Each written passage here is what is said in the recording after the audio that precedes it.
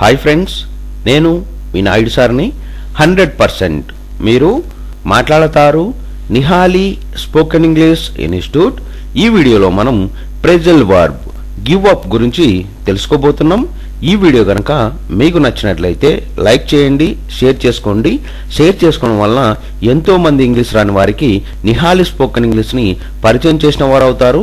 మీరు కనుక మన నిహాలి స్పోకెన్ ఇంగ్లీష్ని మొదటిసారి చూస్తూ ఉన్నట్లయితే తప్పకుండా సబ్స్క్రైబ్ చేసుకోండి.